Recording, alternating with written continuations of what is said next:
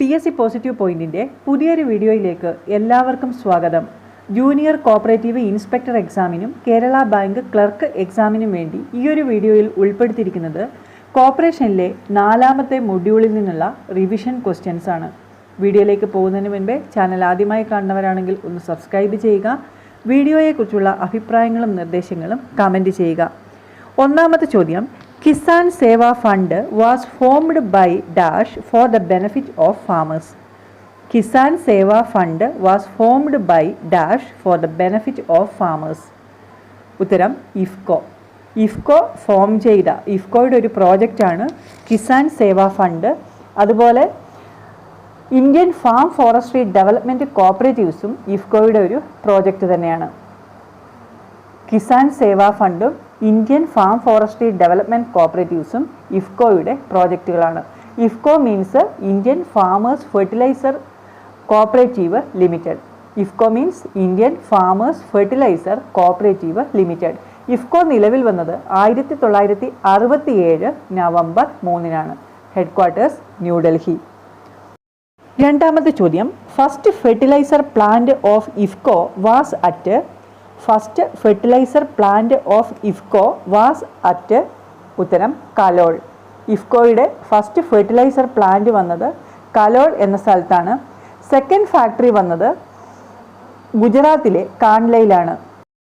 ഇഫ്കോ നമുക്കറിയാം largest producer of urea in the world എന്ന് പറയുന്നത് ഇഫ്കോയാണ്. IFFCO means Indian farmers fertiliser cooperative limited. KRIBHCO was registered under dash act. KRIBHCO was registered under dash act. ഉത്തരം multi state cooperative societies act. KRIBHCO register ചെയ്തിരിക്കുന്നത് multi state cooperative societies act അനുസരിച്ചാണ്. KRIBHCO means Krishak Bharati cooperative limited. ക്രിഫ്കോയുടെ headquarters ഉത്തർപ്രദേശിലെ നോയിഡയിലാണ്. ക്രിഫ്കോയുടെ headquarters വരുന്നത് ഉത്തർപ്രദേശിലെ നോയിഡയിലാണ്. ക്രിഫ്കോ register ചെയ്തത് 1980 April 17-നാണ്. ക്രിഫ്കോ നിലവിൽ വന്നത് 1980 ഏപ്രിൽ 17-ന്. അടുത്തത്, ammonia plant of KRIBHCO is located at. Ammonia plant of KRIBHCO located at. ഉത്തരം ഹസീറ. ഗുജറാത്തിലെ ഹസീറയിലാണ് ക്രിഫ്കോയുടെ അമോണിയ പ്ലാന്റ് സ്ഥിതി ചെയ്യുന്നത്. എന്നാൽ ക്രിഫ്കോയുടെ പവർ പ്ലാന്റ് സ്ഥിതി ചെയ്യുന്നത് രാജസ്ഥാനിലെ ജുൻജുനുവിലാണ്.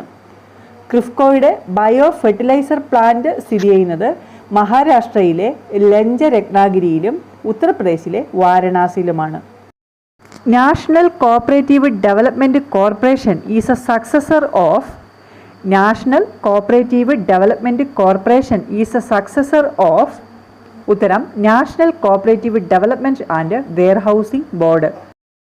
നാഷണൽ കോപ്പറേറ്റീവ് ഡെവലപ്മെൻറ്റ് കോർപ്പറേഷൻ അല്ലെങ്കിൽ NCDCയുടെ പഴയ പേരാണ് national cooperative development and warehousing board. ഇത് റെക്കമെൻഡ് ചെയ്തത് all India rural credit survey കമ്മിറ്റിയാണ്. 1956-ലാണ് national cooperative development and warehousing board നിലവിൽ വന്നത്. നാഷണൽ കോപ്പറേറ്റീവ് ഡെവലപ്മെൻറ്റ് കോർപ്പറേഷൻ നിലവിൽ വന്നത് 1963 മാർച്ച് 13-നാണ്. NCDC ആക്ട് വന്നത് 1962. NCDCയുടെ ആസ്ഥാനം ന്യൂഡൽഹിയാണ്. Integrated cooperative development project is implemented by. Integrated cooperative development project is implemented by. ഉത്തരം NCDC. NCDC ഇംപ്ലിമെൻറ്റ് ചെയ്തതാണ് ICDP അല്ലെങ്കിൽ ഇൻ്റഗ്രേറ്റഡ് കോപ്പറേറ്റീവ് ഡെവലപ്മെൻറ്റ് പ്രോജക്റ്റ്. ഇത് ഇന്ത്യയിൽ ആദ്യം വന്നത് എവിടെയാണെന്ന് ചോദിച്ചാൽ അത് വെസ്റ്റ് ബംഗാളിലെ നദിയ ഡിസ്ട്രിക്റ്റിലാണ്. കേരളത്തിൽ ആദ്യം വയനാട് ഡിസ്ട്രിക്റ്റിലാണ് വന്നത്.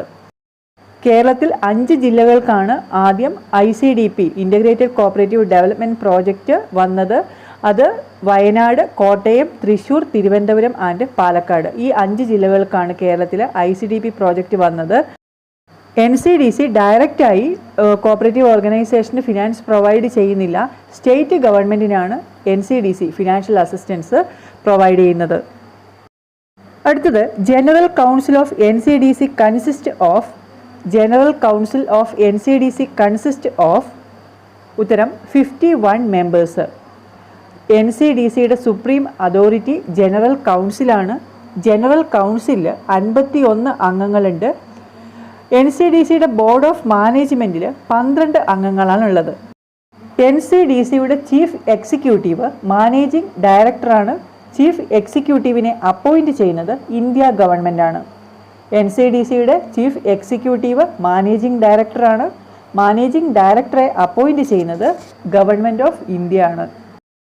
NABARD was formed as per the recommendation of ഉത്തരം ക്രാഫിക്കാർഡ്. നമുക്കെല്ലാം അറിയുന്നതാണ്. നബാർഡ് റെക്കമെൻഡ് ചെയ്ത കമ്മിറ്റിയാണ് ക്രാഫിക്കാർഡ്. ക്രാഫിക്കാർഡ് എന്ന് വെച്ചാൽ committee to review arrangement for institutional credit for agriculture and rural development. ക്രാഫിക്കാർഡിൻ്റെ ഫുൾ ഫോമാണ് committee to review arrangement for institutional credit for agriculture and rural development. ക്രാഫിക്കാർഡിൻ്റെ ചെയർമാനായിരുന്നു B. ശിവരാമൻ. ക്രാഫിക്കാർഡിനെ അപ്പോയിൻറ്റ് ചെയ്തത് 1979 ക്രാഫിക്കാർഡ് റിപ്പോർട്ട് സബ്മിറ്റ് ചെയ്തത് 1981. നബാർഡ് ആക്ട് വരുന്നത് 1981 തന്നെയാണ്. NABARD form ചെയ്തത് 1982 ജൂലൈ 12. നബാർഡിൻ്റെ ഫുൾ ഫോം എന്താണ്? National bank for agriculture and rural development. Board of directors of NABARD consist of dash members. Board of directors of NABARD consist of dash members.